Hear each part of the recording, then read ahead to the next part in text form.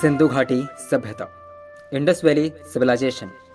भारत का इतिहास सिंधु घाटी सभ्यता से प्रारंभ होता है, जिसे हम हड़प्पा सभ्यता के नाम से जानते हैं।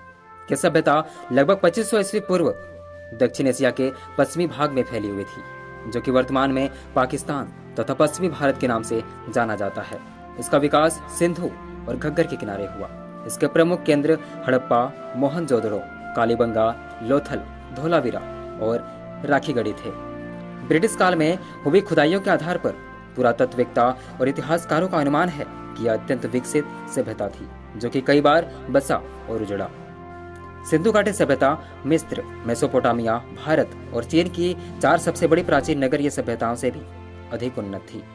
1920 में भारतीय पुरातत्व विभाग द्वारा किए गए सिंधु घाटी के उत्खनन से प्राप्त अवशेषों से हड़प्पा तथा मोहनजोदड़ो जैसे 2 प्राचीन नगरों की खोज हुई। हड़प्पा सभ्यता।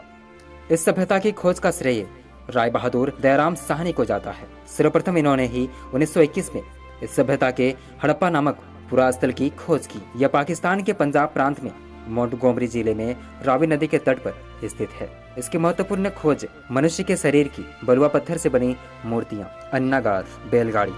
इसके लगभग 1 साल बाद 1922 में राखालदास बनर्जी ने मोहनजोदड़ो नामक पुरास्थल की खोज की।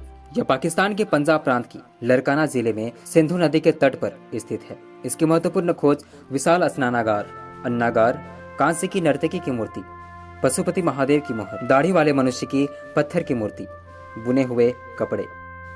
लोथल, इसे 1953 में आर राव द्वारा खोजा गया। यह गुजरात में कैम्बे की कड़ी के नजदीक भोगवा नदी के किनारे पर स्थित है। इसमें महत्वपूर्ण खोज मानव निर्मित बंदरगाह, गोदीवाड़ा, चावल की भूसी, अग्नि वेदिकाएं, शतरंज का खेल।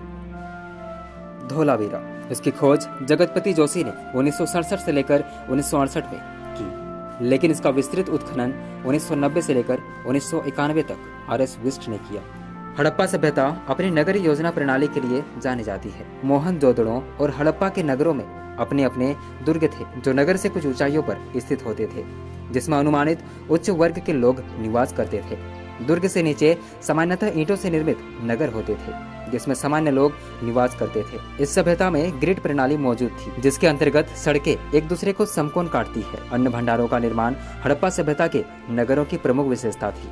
हड़प्पा सभ्यता में जल निकासी प्रणाली बहुत प्रभावी थी। हड़प्पाई गाँव मुख्यतः प्लावन मैदानों के पास स्थित थे, जो पर्याप्त मात्रा में अनाज का उत्पादन करते थे। सिंधु सभ्यता के मनुष्यों ने सर्वप्रथम कपास की खेती प्रारंभ की थी। हड़प्पाई लोग कृषि के साथ साथ बड़े पैमाने पर पशुपालन भी करते थे। दोस्तों, और ऐसे ही और भी ओल्ड हिस्ट्री के बारे में जानने के लिए हमारे चैनल को सब्सक्राइब करें।